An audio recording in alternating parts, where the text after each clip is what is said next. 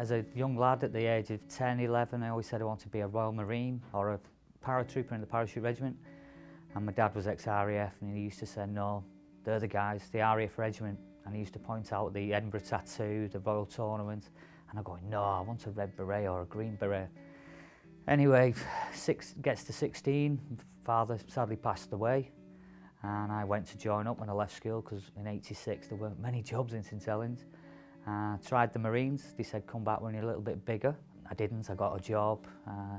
18 months later I'd met a girl, she was going to uni. I thought, well, it's time for my career. So I went to join the army, went for my medical, seen a Navy doctor, and because I had a mild skin complaint, he failed me. Sent me back to the CIO, he couldn't believe it, and he said, tell you what I'll do, I'll ring the RAF. He said, they have an airborne unit called Number 2 Squadron. He said, I'll ring them up and tell them you're dead keen and see how you get on. So he rang up and they sent me straight round. And 6 weeks later, I was on the train joining the RAF. It was just quite surreal that as a kid, my dad saying that's what you wanted to do. And a couple of months after my 18th birthday, 2 years after his death, I was passing out as an Irish Regiment gunner. When I was 16, I started getting into a lot of trouble, where I ended up getting arrested quite a lot, and then woke up in the cells one morning and just thought this wasn't life for me. So I ended up waiting for the bus outside the police station, and then got talked to the recruitment office, where I then enlisted there and then. Went and did my selection, but it was easier to tell my mum and dad that I'd been arrested because they wouldn't believe that I'd gone and done that. I think it was just waking up in the cells again and realising there was nothing really for me. So I then just decided I wasn't having that anymore. I wanted to make something of myself. Nearly 18. My mum wouldn't sign me in the army when I was 16, you see. She wouldn't sign me up. So when I was 18, on my birthday, I went to St Helens to sign up, get a Queen's shilling and all that. It was good. It was a lovely experience. Lovely experience. Not my mum's face though, when I showed her I joined up, I must admit she weren't too impressed with that. But, you know, like my dad said, leave the lad alone, he's young, he wants to carry on. Going down to Gibraltar Barracks with my suitcases, not knowing what's going to happen, all suited and booted. So he gets off the train and it was great, you know, we all just stood round, and this corporal comes in the back of the portunner, and off we went. Well, that was it. It was full on, and I loved it. I didn't like being shouted at, I must admit, that was, you know, but you used to get a clip and all back in the day. The training was so intense, you know, you had to really do it to live it. I was a young man in a trained mindset, and this was your job. Okay, it's tough, but you've gone through training.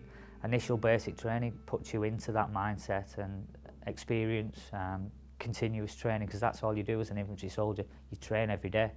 You're not a killing machine, as people would say.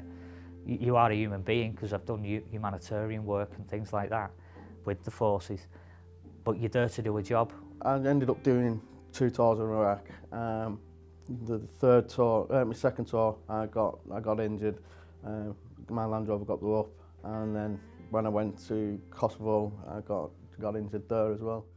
At first, I didn't think there was anything wrong with me, but after a bit, I started drinking heavily. I was going to the medical centre quite a lot, trying to tell them that there was something wrong with me. They didn't really want to understand or know what was going on with me. I had to deal with it myself for quite a number of years. It was only in 2013 when I got diagnosed with PTSD. Well, I think I was a functioning alcoholic for a good 10 years. I'm not blaming it on the army.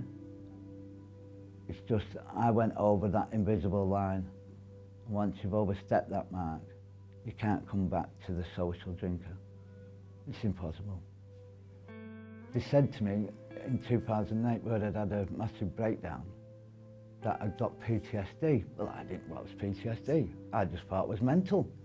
But with having the label, helped me because I knew I weren't mad. If I take the medication, I'd be all right. But because the overwhelming desire for alcohol,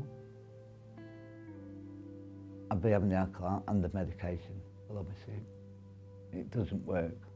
It's not meant to be with alcohol. I nearly lost all my family and everything. I was homeless, was living in my car for 2 months. I did try to take my life twice, but you know, that was down to just sheerly that no one had the understanding of what PTSD is. I found out that my partner at the time was pregnant, so obviously my daughter didn't have to be here, so I needed to sort myself out for her. But at the same time, I'd assaulted a police officer, well, a police inspector, and I was very lucky I didn't go to jail. My personal life and my civilian life started to crumble. I was diagnosed nearly 10 years ago with post-traumatic stress disorder.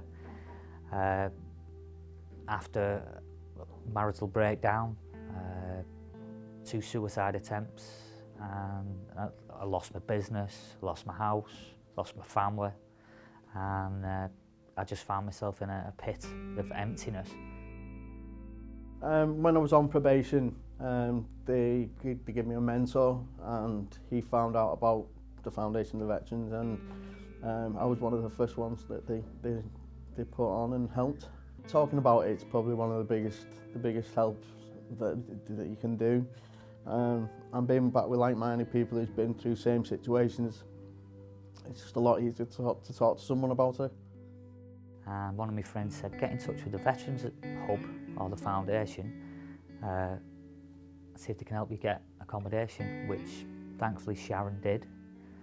Got me the apartment I'm living in now, and got me back on track. Not fully on track because I lost my job. Got made redundant in January, which just blew my head. PTSD's back, I'm back on medication. You wouldn't think it at the minute because I'm on the up, but first week in January I was at the bottom again. Wouldn't come out the flat, turning my phone off, just smoking, drinking, not going out, not shaving. But I'm on the mend, so now I spend my time with the veterans, and Sharon, Dave and the rest of the team are helping me with all of my issues. I've been referred to Veterans in Mind for a bit more counselling with my PTSD. They're helping me sort out my finances, they're helping me sort out everything basically. If I don't turn up, they're on the phone, where are you? So these are becoming my new lot of brothers. The journey I've had since I've come to St Helens, with the foundation they have here, it's amazing. You know, absolutely amazing. It's a confidence to be able to know if I want to ask somebody for help, I can. Which is amazing before, because I've never wanted help. I've never been in the right.